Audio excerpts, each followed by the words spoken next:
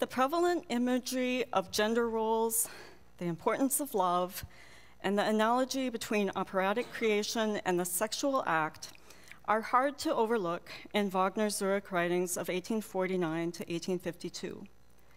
However, it wasn't until 20 years ago that these features became a field of inquiry in musicology, starting with Jean-Jacques Natier's book, Wagner Androgyne, translated in 1993.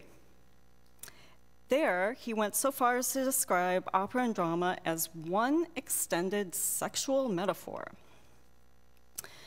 In 1995, Thomas Gray engaged with Natier in his important book, Wagner's Musical Prose.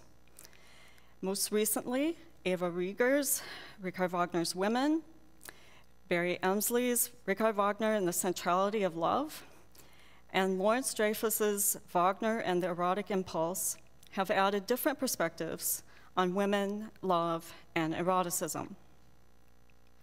My own goal today is modest in that I do not address the music or even aesthetic issues. I only want to understand why the Zurich writings are preoccupied with these themes, and in order to do so, I will look at this particular time in Wagner's life and at a more general historical context, in order to show how Wagner became unmanned in 1849. I propose treating gender roles, love, and sex as just separate issues that Wagner was not always able to combine coherently. I start with the revolutions of 1848, which affected Wagner personally, but also, more generally, the failure of the revolution emasculated those men who had participated because their lack of political power was made crushingly evident.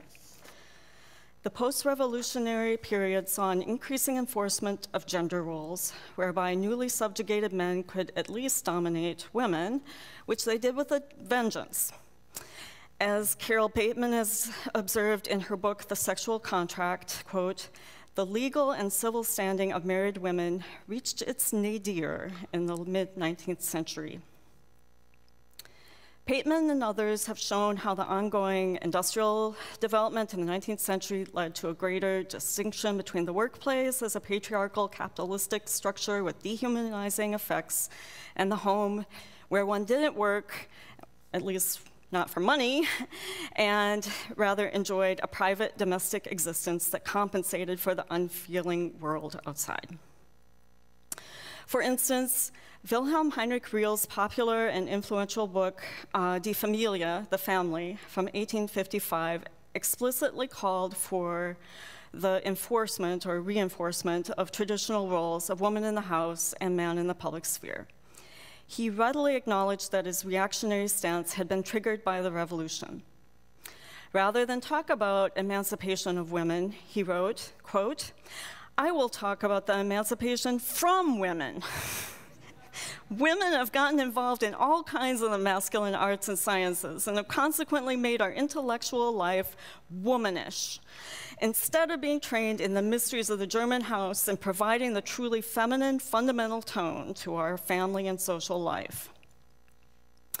This book, Die Familie, is interesting. It really talks quite a bit about music, and that's part of many passages that decry women's influence as part of the general and aggressive encroachment of women on male territory.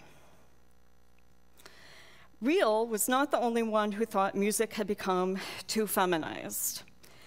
For instance, and this is particularly in this period, in 1849, as part of an analysis of the failure of the revolution, an anonymous critic in the Leipzig weekly Die Grenzboten expressed satisfaction that at least everything soft and feminine about art had been eradicated. Quote, "A purifying crisis was necessary for art, which could raise it from its limp softness and blasé refinement to healthier strength. There is now little space in the world for brilliant pleasures and the delights of love. Therefore, we will want in the artworks of the next generation less of the feminine passions of love, jealousy, and envy, and more of the enthusiasm, anger, and hate of men. And that will be good because our art has up to now been more successful with the ladies than the men. At the time of the revolutions, Wagner himself did not have a high opinion of music. He valued political activism more because of its direct relation to society. But shortly after he had distanced himself from his identity as a musician, he was run off the public stage of politics, forfeiting his career and even his status as a citizen. That made the validation of his identity in the private sphere of intimate relationships all the more important. The demands he made on his friends, male and female, were enormous. And this leads us to the importance of love.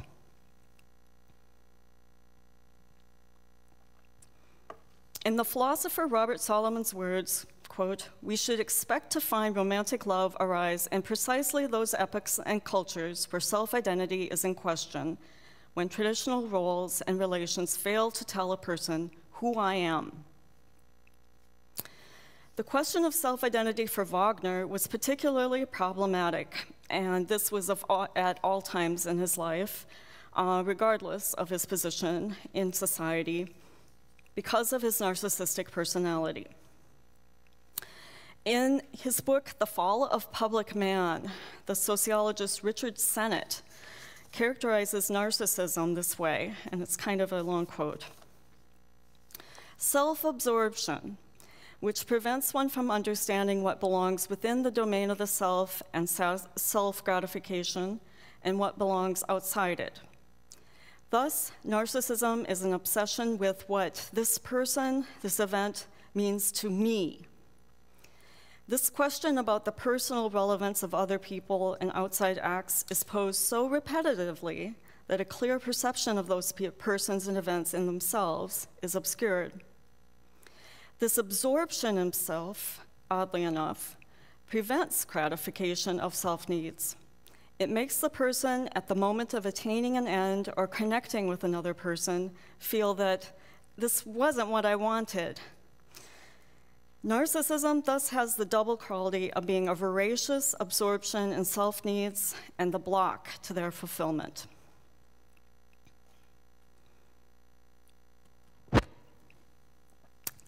There is no better example of Wagner's unquenchable thirst for confirmation of his identity through love than his 1851 curriculum vitae, a communication to my friends. Despite the title, it appears in the form of a publication available for purchase by anyone willing to spend the money. Without a hint of irony or self-awareness, he repeatedly asserts that he always stays true to his inner needs for love and understanding, even though they are completely at odds with financial gain and the demands of the public. His insistence that he is only writing to those who love him as a man and an artist, and therefore can understand his aims, even if he isn't able to realize them perfectly under current conditions, does not prevent him from nakedly demanding the very love and understanding he already supposedly has. A communication includes a public declaration of love for his best friend at the time, Franz Liszt.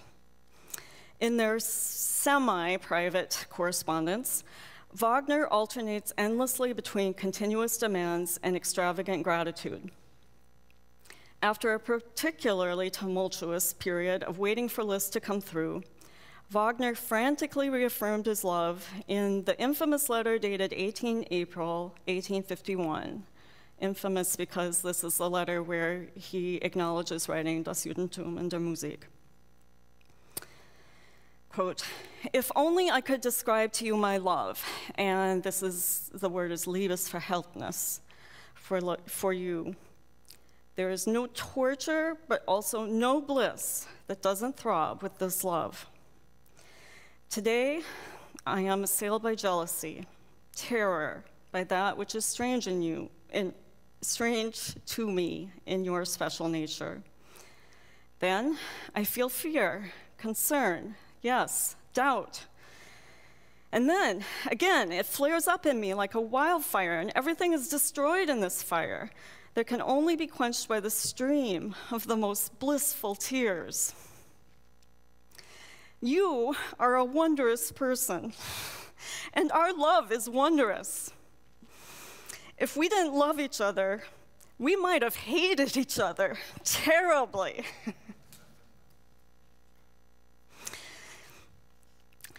Wagner's romantic love relationships with women were doomed also by narcissism and other problems.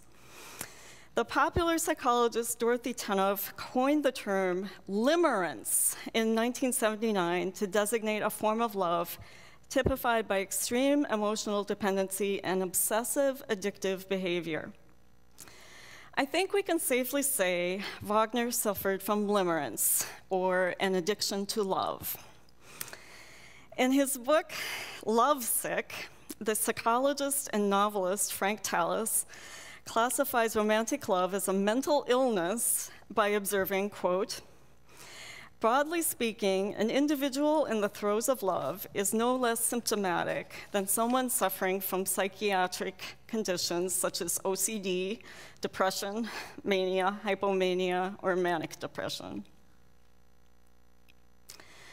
Wagner's limerence emerged with full force when his wife Minna initially refused to leave Germany and join him in Zurich. It hit home how indispensable women were to him and how they needed to be put in their place. His letters to Liszt at this time are full of anxiety about the wife who was not answering his letters. In her biography of Minna Wagner, Eva Rieger describes Wagner as crying for her like a child who needs his mother's protection. And Wagner himself described to Liszt that, quote, often I bleat like a calf for its barn and the mother's life-giving teat. How alone I am among these people. My poor wife, I still haven't heard from her. Every memory makes me deathly soft and slack. 2 weeks later, he wrote, I really have to get working, otherwise I'll go under. But in order to work, I need peace and a home. When my wife is with me and in Zurich, then I will find both. He rejected Liszt's idea of finding work in Paris or London. He only wanted to be with Minna in Zurich with Netta, Peps, and Papo. And that's Minna's daughter, the dog, and the parrot. It took Minna 3 months for her to come to terms with going to Zurich. She was seriously thinking of divorce after 13 years of marriage. Many shared her opinion of how her husband had destroyed his chances for a good career. He had left her in Dresden to deal with his creditors, lie to his friends and neighbors, sell the house, and get the music sent to different people. When she finally replied, apparently giving him an idea of what she was going through, and apparently, because the letter hasn't survived, Wagner responded with the trump card he always played, quote, only love can overcome everything that is now to be overcome. Only love can defend, excuse, acknowledge, and reconcile. As she prepared to join him, Minna wrote to a friend that, quote, the whole idea is incredibly humiliating to me if my husband is not in a position to be able to feed his wife by his own means and only lives off the goodness or pity of his friends. Of course, her fears were realized. They moved 3 times in 6 weeks, each time a real step down from their home in Dresden. Within a few months, they had run out of money again, with things dire enough for Wagner to beg Liszt just for money for firewood and a winter coat. The quality of musical life in Zurich was appalling, and Minna agreed with Liszt that he should go to Paris and try his luck there. But instead of working on getting Rienzi, Tannhäuser, or Lohengrin performed, Wagner found himself developing increasingly grandiose plans for a new kind of opera. Klaus Kropfinger has described Wagner's first attempt at aesthetic theory, Art and Revolution, as a reaction to a situation in 1849 when he felt that Minna Liszt, and almost everyone else was not supporting him enough. Quote, "With art and revolution, Wagner turned against them, against everyone who didn't take his revolutionary artistic goals seriously or wanted to neutralize them. Art and revolution was an existential expression of his inner biography, a sign of the will to absolute artistic self-realization," end quote. Art and revolution also had the effect of alienating those who had been leaning toward sympathizing with him for his harsh fate.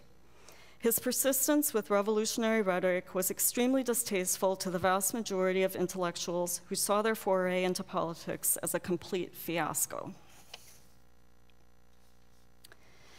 Love is the answer in Wagner's next publication, The Artwork of the Future, and this was due in no small part to the impact of the philosopher Ludwig Feuerbach on Wagner's thought at the time.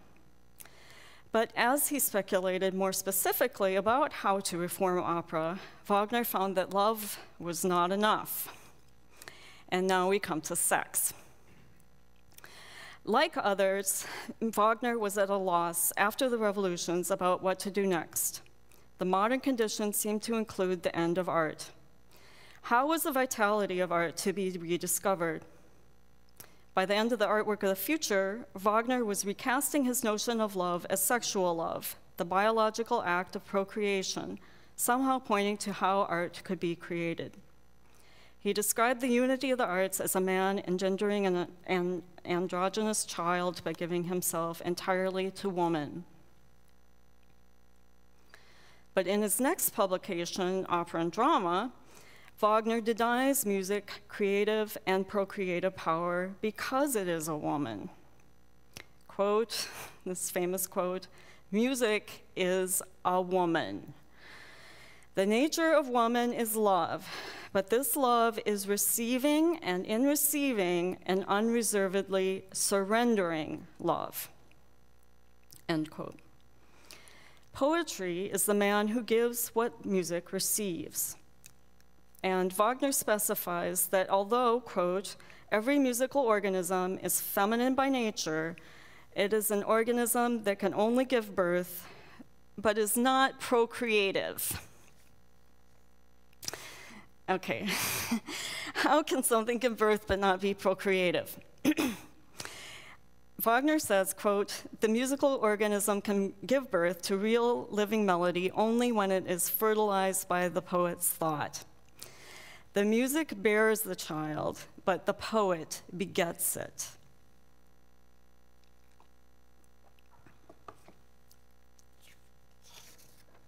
All right. While writing opera and drama, Wagner was so preoccupied with gender, love, and sexual union that these figures of speech got out of control, causing him to stumble even over his own status. In a communication to my friends that comes right after opera and drama, he more clearly described that the masculine and feminine interactions occur within the one person of the artist. And here, instead of feminine music and masculine poetry, the feminine is equated with art and masculine with real life. If the artist's receptive force is completely absorbed by art, then he can easily slip into writing absolute music, become an absolute music artist, and therefore absolutely feminine. But if the artist's receptive force is able to form his ability to receive life impressions, his masculinity is retained, and he can channel his life force into an artistically productive force. Now, according to this theory, this is my last page, it is very risky to be, for a man to be an artist. Wagner's views on every composer from this time suggests that he didn't even think it was possible for any composer to be a man.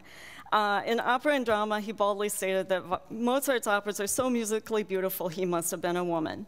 In a letter to Liszt from 1852, he criticized Berlioz's music by characterizing him as a woman who needed to be raped by a man poet. Given these remarks, how could Wagner, who had so much music and so much love in him, not wonder whether he belonged in the woman category? To sum up, Wagner's concepts of gender, love, and sex in the Zurich writings are intimately bound up with his view of himself as somehow unmanned. At this particular juncture in his life, the issue was so consuming that it not only influenced his series, but at times overwhelmed them with incoherence and confusion. Upon reviewing the real circumstances of Wagner's daily existence in his Zurich years, it is difficult to escape the conclusion that his theories of art are motivated by a need to defend himself from the perceived inability to live up to his society's ideals of manhood. Nautier suggests that gender, love, and sex became less prominent in his later writings. As is well known, Wagner substantially revised his series in the 1860s and 70s, but the same political and personal forces I've described here would have remained influential. The unification of Germany, Wagner's restoration to full political rights, his practical activities, and his new roles as husband and father may have allayed some of his uncertainties about his own manhood. Yet I would argue that Wagner's unmanned experience around 1850 was so traumatic that up to the very end, he remained ambivalent about the feminine aspects of musical creation. Thank you.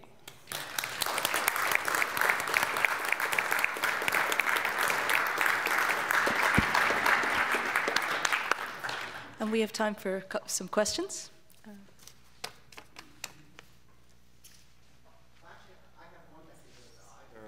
To you or to Dr. Mungen. First, thank you very much both for fabulous presentations. Sheer brilliance to have these two talks together, I think. In hearing your talk, one has to think about Wagner's mother. Where does she come into this? And I'm wondering, particularly with reference to Dr. Mungen's talk about Schubert-Devrient, whether in either of your research, given the difficulty that is well known that he had with his mother, to what extent his relationship with Schubert-Devrient reflected that?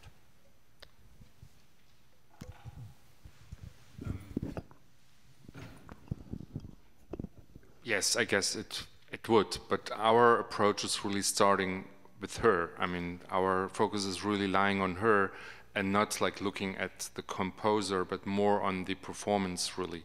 So, but what's interesting with her, she was more the motherly type, definitely. That's also being written in the reviews all the time, especially like in the mid-30s, 40s, at her recent period. So that's certainly applying to that.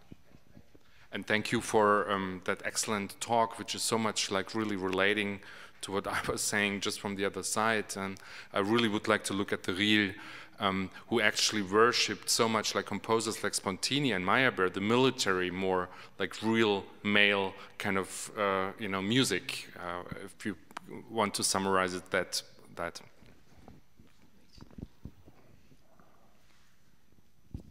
we have another? Okay, well, thank you very much.